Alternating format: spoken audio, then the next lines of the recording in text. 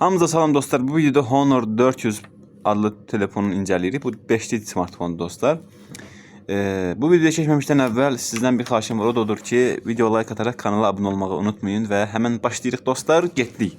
Dostlar, telefonun incə bir çərçivəsi mövcuddur. Yəni görmüş olduğunuz kimi demək olar çərçivə deyilən şey yoxdur bu telefonda. Həqiqətən də mən xoşuma gəlir. Plasmas bir çərçivəsi var təbii ki də. 700-800 manat civarında bir telefon dostlar. Amma qəşəng dizayn cəhətdən innovativ, qəşəng belə səliqəli kameraları mövcuddur. Biri geniş bucaqlıdır, biri də 200 megapiksellik ana kamerasıdır.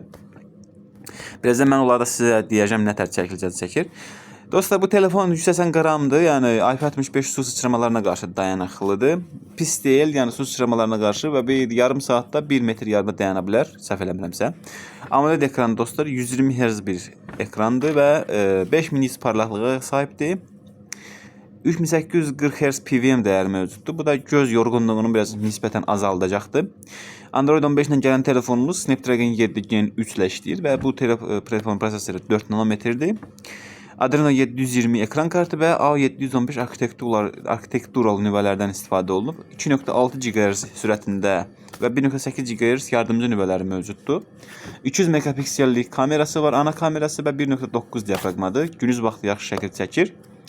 Bir ədəd də 12 megapiksellik f2.2 diafragmalı kamerası var. Autofokusludur və geniş bucaqlı kamerada 4K 1080p videolar çəkir və optik stabilizasiyalıdır dostlar. Ön kameramız 50 megapiksellik HDR dəstəkli 4K video çəkə bilən bir kameradır. Gündüz vaxtı yaxşı şəkil çəkir videoda təmsinin, amma qaranlıq artdıqca biraz zəifləyəcəkdir çünki biraz daha biraz zəif kameradır. Bu stereo dinamikdir dostlar telefondakı və telefon NFC-ni dəstəkləyir. Yəni barmaq izi oxuyucumuzda ekranın altında yerləşdirilib və telefonun iki variantı mövcuddur. Məsələn 5300 mAh versiyası var, Avropa versiyası.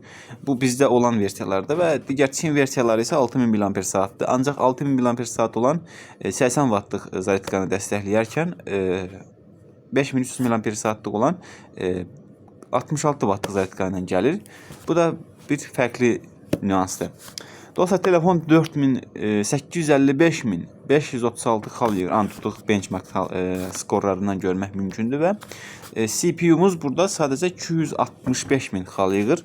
Bu da həqiqətən yaxşıdır. Çünki gündəlik işlərdə, YouTube-da məsələn gəzinərkən daha sürətli olası telefon həmçinin oyun oynamağa da yarayır, orta səviyyəli qrafikalarda. Və telefonun biraz istidən prosesora sahib dostlar. Yəni yarım saatlıq testin sonucunda 40%-ə qədər gəlib çıxıb istilik dəyərimiz. Bu da nisbətən isti telefon olmağını gətirib çıxarır. Ancaq siz bunu yəni o qədər də test etməyəcəyinizə görə yəni problem yoxdur.